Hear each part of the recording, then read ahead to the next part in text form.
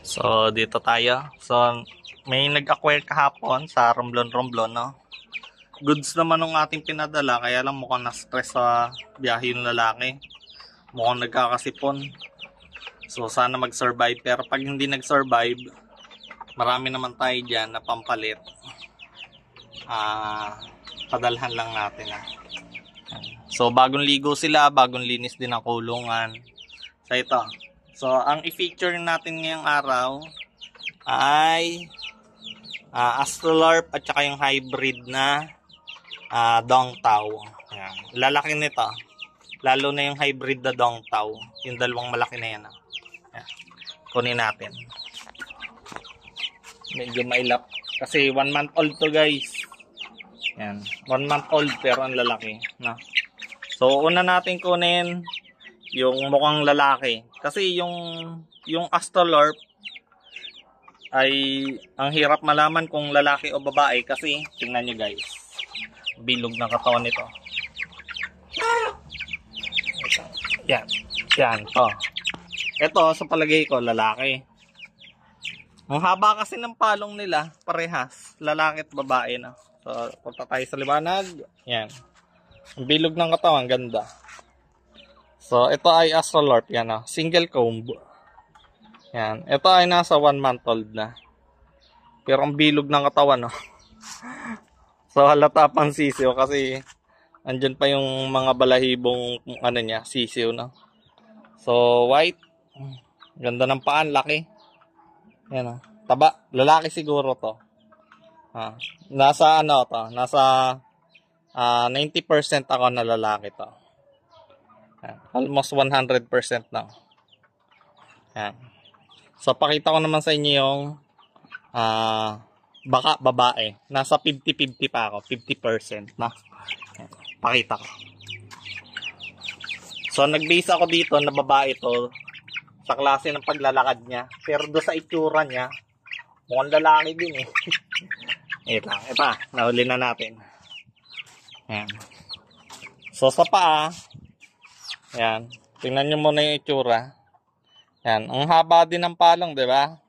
Pero parang babae, no? Parang babae. Yan. Parang babae. Bakit? Medyo maliit ng konti yung paa. Kaysa doon sa lalaki na 1 month old yan. Medyo maliit ng konti. So, yan. Tapos yung paglalakad niya, mukha siyang hen. May tahid din, oh. May tahid din. Kita niya? Yan. Mahaba din yung tahid. So, ito ay 50% babae, 50% lalaki. So, hindi ko pa sure. Siguro 2 month old halata na to, no? Yan. Pero sa palagay ko, babae to.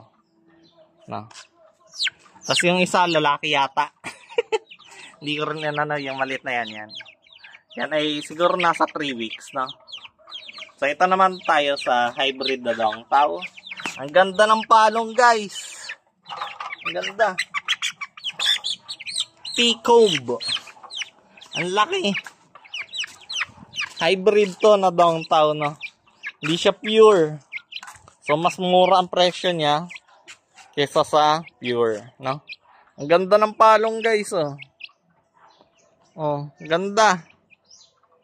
Perfect P-comb. Ganda, oh. Tapos na bluish yung mata, oh. Ang ganda, oh. Oh. Tapos yung paa, syempre yung ating mabalahibo, ayan. Kulay blue, no? Ganda. Ganda ng kulay, oh. Ganda ng tindig. Lalaki to, guys, lalaki. Yan, sure ako lalaki to. Yan, oh. Tapos ang laki ng paa.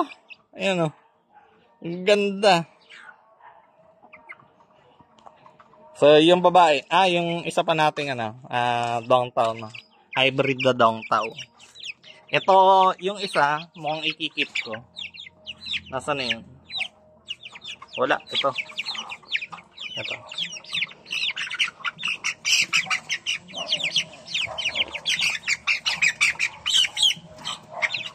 Mailap yun. Mukhang babae. Video. Bebenta ko. Sa baybayan, matulong ako. Doon naman sa Baby. Ayan. Ito yung isa pa nating hybrid dodong tao, guys. Kulay black. Ayan. Malinaw. Ayan, itsura. Ito, hindi ko sure. Ang lalaki mo ba? Siguro 60% na babae, 40% lalaki. Yan. Yun, ganun yung ko na. Yan. Tapos malaki din yung paa. Ito mas bata to dun sa nauna. Siguro mga 1 week ahead yun. Ang ganda din. Mukhang babae to. Pero ang ganda niya. Kulay black. Yung favorite color natin, kulay black. Yan. So yun. Yun lang muna guys. Na.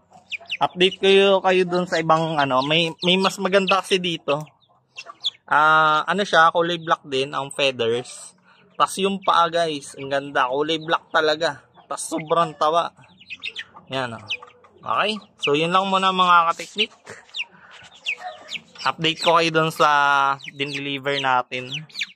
Actually, sa forwarding ko siya pinadala. Hindi ako yung nag-deliver sa Romblon. Kaya, yan. So, update ko kayo dun guys kung ano nangyari doon at saka palitan natin kung sakaling mamatay na. So, no worries guys. Yun lang. Bye-bye.